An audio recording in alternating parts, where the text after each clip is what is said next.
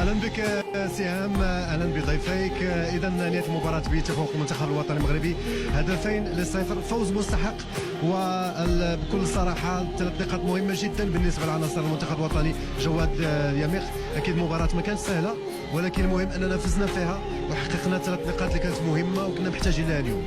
بطبيعه الحال بالله كنشكر اللاعبين اللي قدموا واحد المجهودات كبيره اللي ماشي سهله الصراحه تلعب في هذه الاوقات هذه، وبالخصوص يعني ماتشات كثار.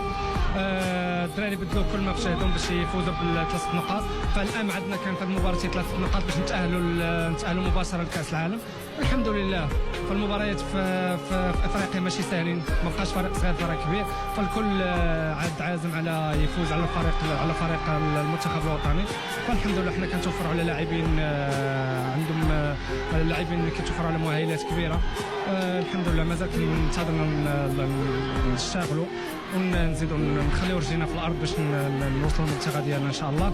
ومبروك علينا التاهل لكاس العالم، مبروك للجماهير المغربيه تاعنا، وشكرا على الجماهير اللي جات ساندتنا في المباراه ان شاء الله. جواد، الثنائيه ديال معك مع نايف اكرد كيفاش حسيتي براسك في هذا؟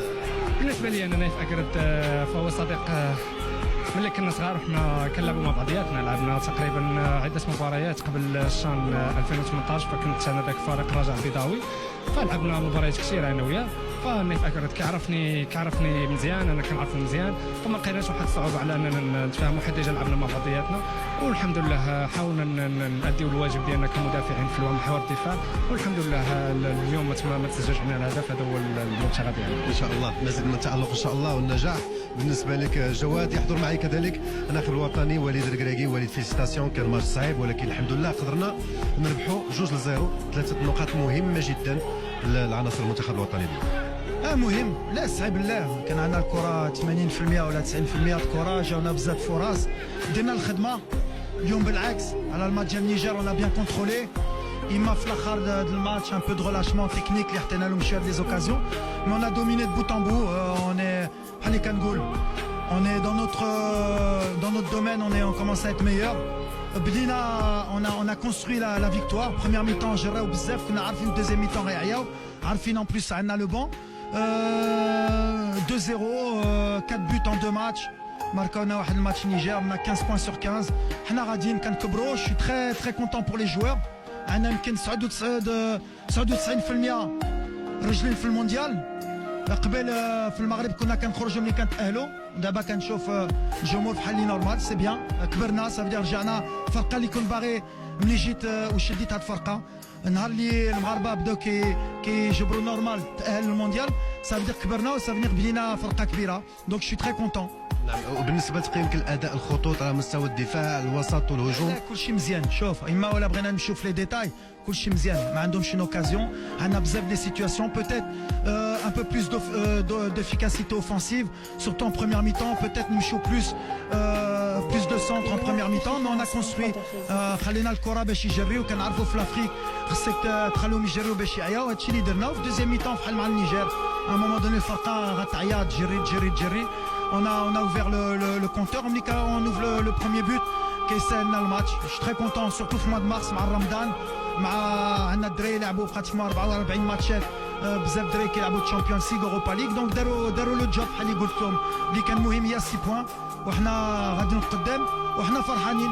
فرحات الجمهور يمشيو الميريكان اونكور. يمكن واحد الريكورد 3 مرات متابعين عمرها ما دارت المغرب. دونك سي مانيفيك. On a une super attaque, peut-être marquée depuis la CAN. Nitrxina, peut-être on a une des meilleures attaques. Dima can marqué au juste but. Donc voilà, oui, après on a Brenanchou. Faut le petit détail. Bien sûr, on a encore un peu de travail, mais on est content. بالنسبه للموعد المقبل ان شاء الله شهر 6 اش كتوجد الجمهور المغربي، غنشوفوا اسماء جديده. شفناك عيطتي على الهلالي ومجموعه من العناصر الاخرى، ولكن ما شفناهمش اليوم في هذه المباريات.